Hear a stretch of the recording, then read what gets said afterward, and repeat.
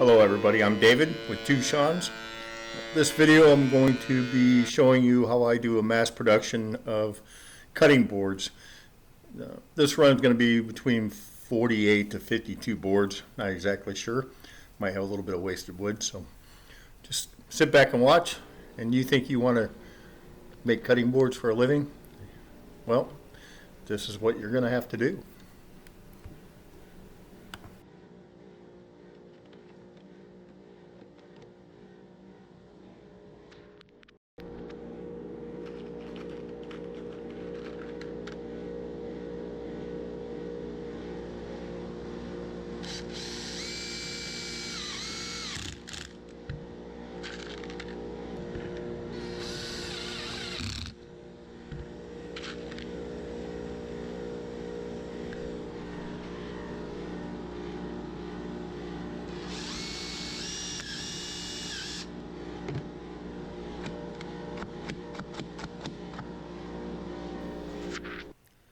So right here I'm just running about 80 boards sitting there. They're all cut around 60 to 63 inches. I'm pretty fortunate. I get some really good lumber. My Wangi, Paduke, Yellow Heart, Purple Heart all come from Bell Forest in Upper Michigan. I usually take a run up there about once a year and buy quite a bit of lumber from them. It's a nice vacation area in Upper Michigan. If you ever get a chance, check it out up there. It's an unbelievable amount of wood from all over the world. What a great place. Once again, that's Bell Forest. So right here, I don't have a joiner, so what I do is I just tack on little tiny brad nails with a straight edge, run it through the table saw. I do this 80, 90 times just to get that one straight edge. It sure has helped me out a lot, and I get to cut off the bad piece on the edge there. I get all my hardwoods, the cherry, maple, walnut, and my white oak from a local sawyer here in town, and get great prices, and the quality of wood is unbelievable. So I always look for that sawyer, that small little mom and pop shop that cuts down the trees, and you get a better deal with them, and you get to build a real good relationship, and they give you better deals on lumber. So right now I'm cutting 1.25 inch strips of this, and just going through the walnut right now. I'm just ripping hundreds and hundreds of strips. This video was taken about back in May, and I'm finally putting it together. But I usually, between May and June, I make all my Christmas boards to get my inventory up. It gives me enough time to take pictures and get the information out there, whether it's Facebook or on the website. So it takes a lot of time. This is a week of prep before I even started my glue up. So like I said, I did walnut, maple, cherry, and then I did yellow heart, Paduke, Wangi, and purple heart. So, but this is days of work, all cut down into a 15-minute video.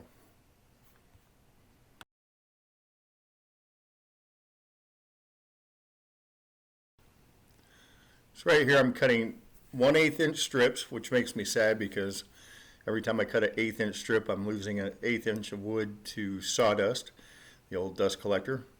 I do an 1/8 inch, 1/4 inch, and then 3/8, and then some 1/2 inch. And I make several runs on that, and that's out of each species of wood, so I can get some pretty unique boards out of all that.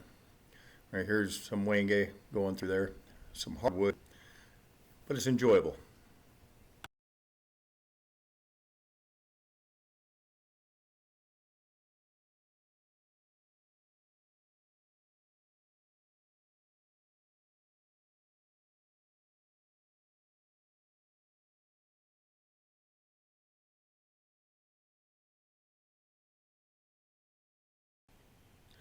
And the dreaded cleanup. When my floor starts getting a little slippery, I go ahead and just stop.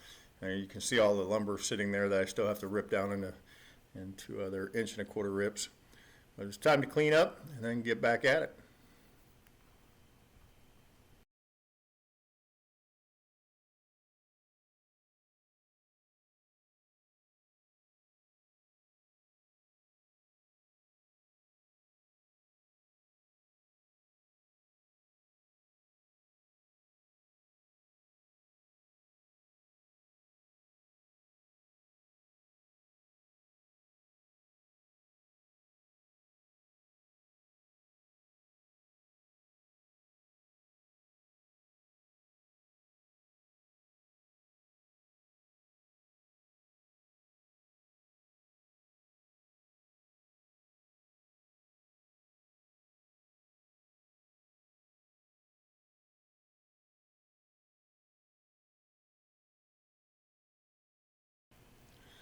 This is where I tell everybody, uh, just take your time with this.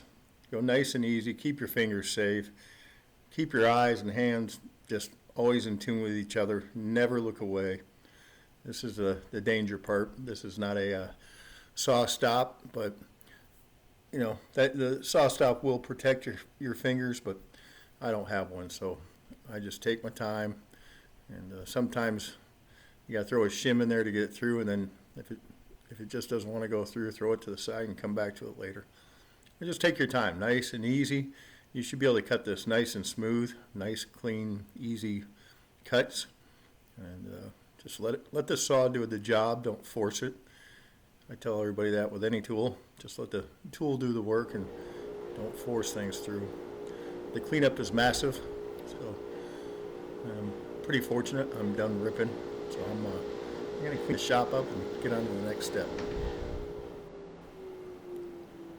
You know, I wear a full face mask when I'm cutting this wood with a filter system. I usually, I'm running my dust collector, and I do have an attachment over the top of the blade, but I can't see the thin slices or the thin strips that I cut.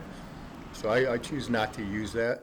So I use a full face mask with a filter system. I don't want to breathe in all the fine dust from the Wenge and Padauk and Yellow Heart, Purple Heart, especially the maple and walnut. That fine dust has a tendency to hurt your lungs. So just remember, you know, it's a product. You don't want to breathe in all the dust.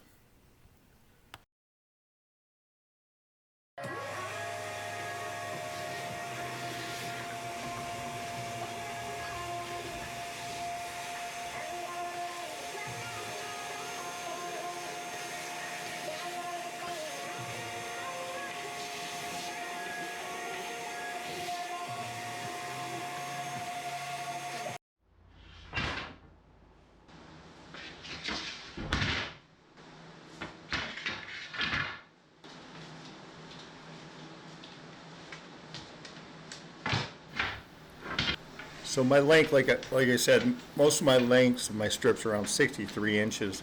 I build these boards at 12 inches wide to 12 and a half inches wide.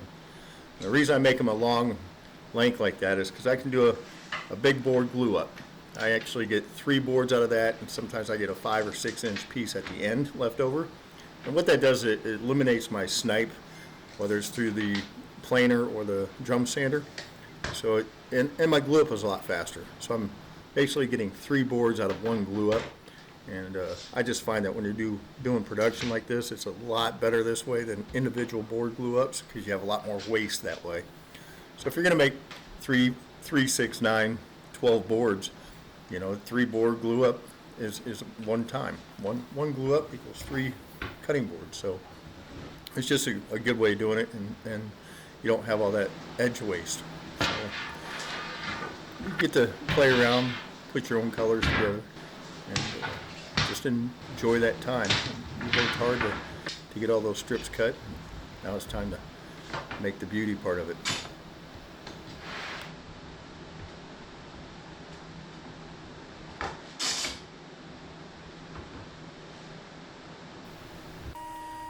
So you can see the glue ups right there in the background. I got those in the clamp. So I just take them out of the clamps. I'll scrape the glue off, and I'll do real light passes on the planer. I don't want to go into it too hard and damage my blade. So nice and easy. I'm kind of pointing out a few little flaws there. But you can see these boards come out pretty nice. Then I've just made a sled. I go ahead and cut across there. And this is where you'll see where I get the 3 boards out of this thing. And like I said, the only waste you have in between is the 1/8 inch that goes into the old sawdust collector. So I kind of get jammed up right here, and I couldn't figure out why. I just had a little bit, I guess, too much pressure on my left side or your right side. But those are 12 by 18 inch boards, and then you'll see I have a little piece left over at the end here. I save all those, and I can make my chaotic boards out of that, or I can put it on the CNC and make small bowls out of it. So try to use every bit of this wood. It all costs money. So on this, I'm just using a little tiny quarter round. I'm just going around. Once again, I put a mask on. I do not want to inhale all the fine particles.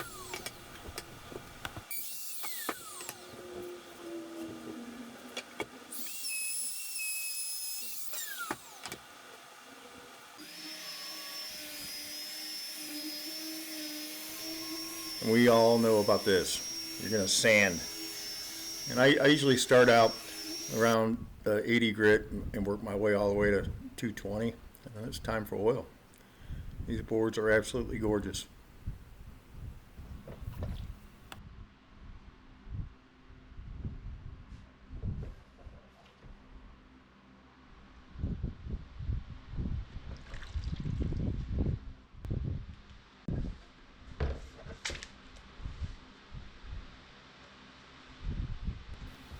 So all these boards that I'm putting down in the oil are 12 by 18s. They're about 1.1 inch and a quarter thick.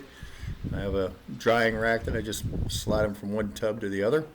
Then after that, I go ahead and hand rub in some board cream using a heat gun to open those pores and really get that beeswax and mineral oil down into the pores. So I appreciate everybody watching, and I'll be posting some more videos.